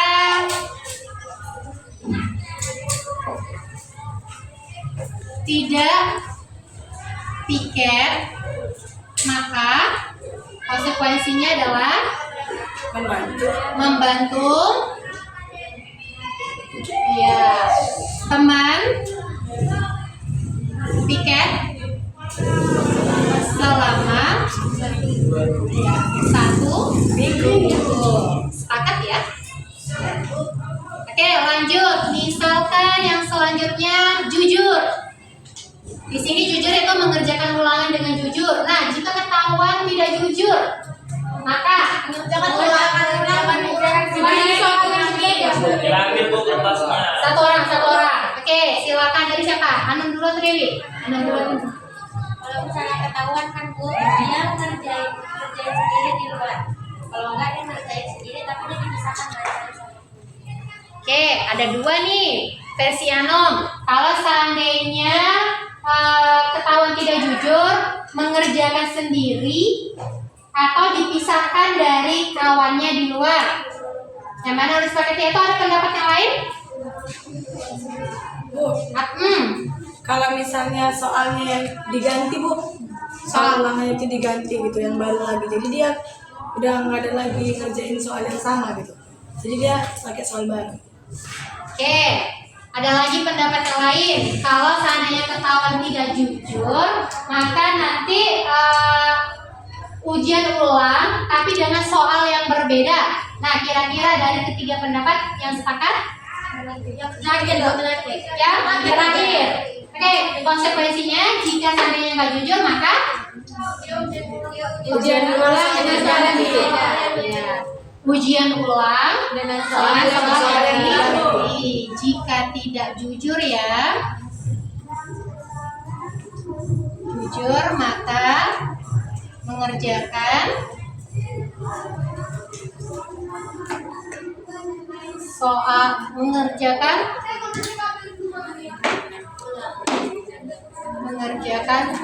ulang dengan soal yang berbeda.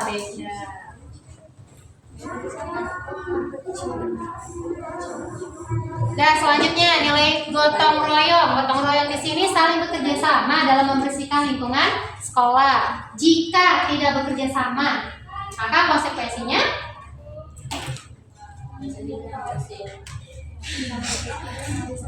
susah ini, Bu. Ayo, apa? Ada pendapat? Kan gotong royong itu kan dibagi-bagi deh biasanya. Misalnya ada yang nggak ada bantuin, dia yang ngerjain kerjanya sendiri kan dibagi bagiannya. Jadi dia yang ngerjain itu temennya bantuin dia, biar dia yang ngerjain sendiri. Oh, jadi intinya kalau dia nggak ikut gotong royong, maka untuk kedepannya dia gotong royong sendiri di bagian itu. Oke, satu. Lebih berat sebenarnya. Nah, apa yang lebih beratnya? Kan gotong royong kan sekali seminggu, sekali 2 minggu, sekali sebulan. Kalau misalnya dia kalau nggak bekerja sama berarti kan dia otomatis nggak ada kontribusi dalam gotong royong tersebut. Otomatis cuma teman yang kerja. Nah di gotong royong minggu depan dia ngerjain semuanya. Oke, semuanya. Oke, berat. Nah, sekarang kembali lagi, ada lagi pendapat lain?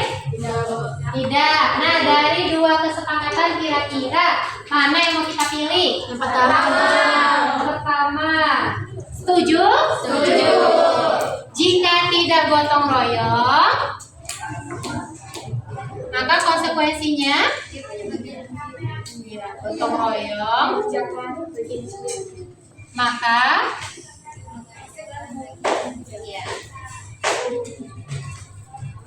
dia mengerjakan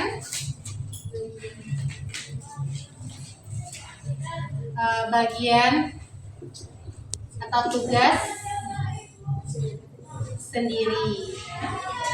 Sepakat? Sepakat. Yakin? Yakin. Oke, lanjut. Terakhir, nilai terakhir, saling menghargai dan menghormati.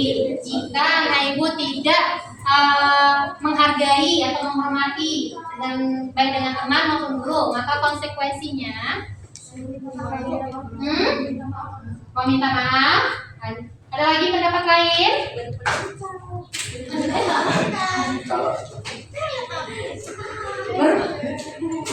Minta maaf, saling minta maaf? Ya, Bu.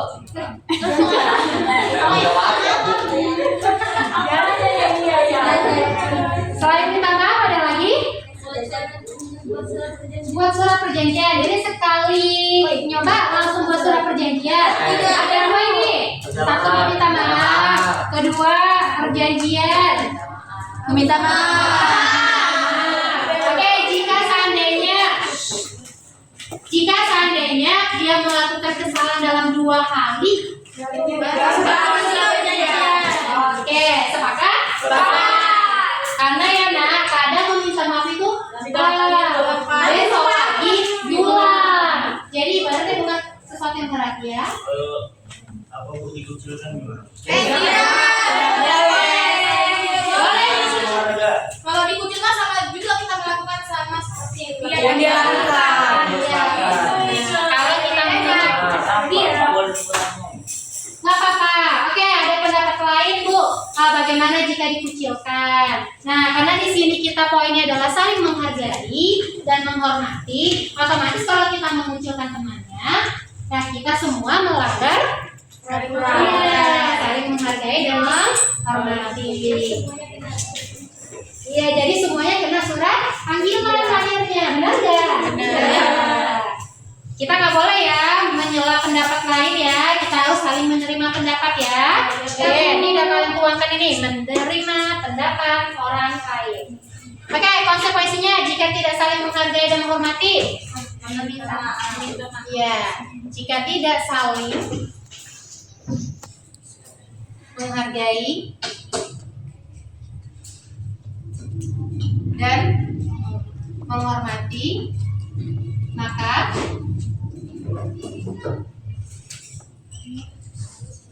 ia harus meminta maaf. Jika diulangi lagi, maka siap-siap untuk menerima surat panggilan. Oke, semuanya udah kita laksanakan. Nah, Ibu harap untuk 1 tahun ke depan anak-anak Ibu menjalankan kesepakatan yang telah kita buat dan kita sepakati. Dan jika melanggar, maka konsekuensinya sudah ada dan anak-anak Ibu tinggal melaksanakannya saja lagi. Bisa? Bisa, Bu. Ibu harap kesepakatan atau keyakinan kelas ini tidak hanya dikata-katakan saja, tetapi dijalankan biar tertanam dalam diri. Nah, kalau sudah tertanam dalam diri, itu sudah ada namanya motivasi dalam diri untuk melakukan perubahan. Nah, itu yang dinamakan motivasi internal. Nah, kalau sekarang Ibu hanya menyuruh disiplin, itu namanya motivasi eksternal. Kalian melakukan karena Ibu suruh, ya kan? Nah, yang sekarang yang terpenting untuk kalian ke depannya juga itu adalah memunculkan motivasi internal. Nah, insya Allah kalau kalian sudah punya motivasi internal, itu ke depannya kalian akan menjadi manusia yang seutuhnya. Kalau bahasa Ki Hajar Dewantara, karena memang yang diharapkan kalian itu menjadi manusia yang memiliki nilai-nilai Pancasila. Nah, begitulah kira-kiranya. Oke, untuk mendilkan kesepakatan kita, Ibu minta tanda tangan siapa saja yang ada di sini? Ketua kelas? Sekretaris? Oh, boleh. Ketua kelas? Wakil? Sekretaris. Baru Ibu? Atau sekretaris? Jangan cuma itu aja. Oke, di sini Ibu buat surat sebagai tanda Mahathir 19 Agustus 2024. Oke, di sini ketua kelas ya. Ketua,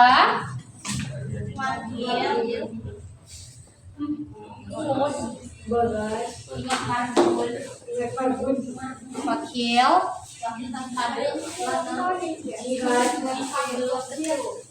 kayaknya Ibu di bawah sini lah. Wakil ketua. Siapa wakil ketua kita?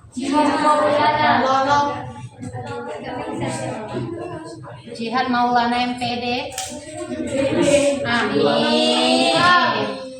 Wali kelas.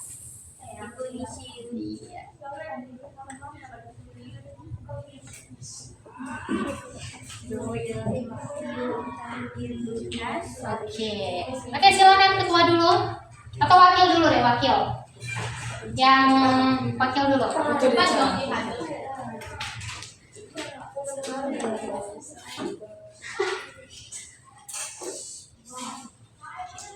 Ketua.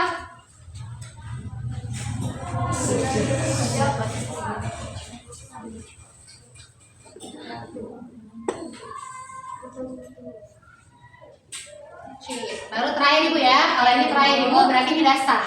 Oke. Sini paling malu ya.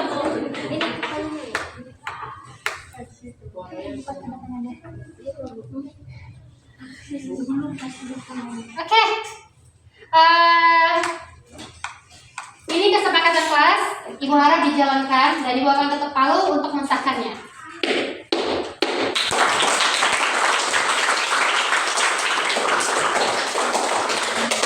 Nah, dengan berakhirnya proses ini semua, nah maka berakhir pula untuk kegiatan kita hari ini. Ibu akhiri. Assalamualaikum warahmatullahi wabarakatuh. Waalaikumsalam warahmatullahi wabarakatuh.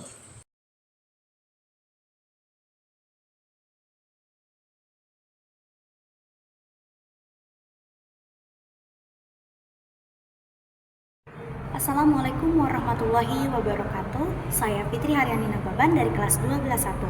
Nah, menurut saya kesepakatan kelas itu penting karena di dalam hidup kita memerlukan aturan untuk menjadi yang lebih baik lagi. Seperti halnya kesepakatan kelas. Nah, harapan saya untuk kedepannya, semoga saya bisa menjalankan kesepakatan kelas dengan lebih baik, terutama di dalam hal kedisiplinan. Terima kasih. Assalamualaikum warahmatullahi wabarakatuh. Assalamualaikum warahmatullahi wabarakatuh. Perkenalkan, nama saya Aulia Ramadhani, saya dari kelas 12.1. Menurut saya keyakinan kelas itu penting karena dapat melatih rasa disiplin dan bertanggung jawab para siswa-siswi untuk menaati peraturan yang telah disepakati bersama. Harapan saya dengan adanya kesepakatan kelas dapat melahirkan dan menjadikan siswa-siswi atau pelajar yang disiplin, berbudi pekerti, dan dapat bertanggung jawab atas peraturan yang telah disepakati bersama. Terima kasih. Warahmatullahi wabarakatuh. Perkenalkan, nama saya Hini Fitri Hasanah, saya dari kelas 12.1. Nah, menurut saya kesepakatan kelas itu penting bagi sebuah kelas karena kesepakatan itu hasil dari musyawarah sebuah kelas agar para siswa itu diharapkan bisa mematuhi sebuah kesepakatan itu dan bisa bertanggung jawab atas semua tugas, kegiatan, atau apapun yang berhubungan dengan kelas. Nah, harapan saya semoga para siswa memiliki rasa tanggung jawab atas setiap keputusan yang diambil dalam kesepakatan kelas itu dan tanpa ada rasanya terbebani atau keberatan dalam kesepakatan itu. Terima kasih. Assalamualaikum warahmatullahi wabarakatuh. Perkenalkan, nama saya Nabila Anggrani dari kelas 12.1. Nah, menurut saya keyakinan kelas sangat penting karena dibuatnya keyakinan kelas itu agar dapat menciptakan lingkungan budaya yang positif di dalam kelas. Nah, harapan saya ke depannya adalah saya dan teman-teman saya dapat lebih baik dalam menjalankan tanggung jawab. Terima kasih. Assalamualaikum warahmatullahi wabarakatuh.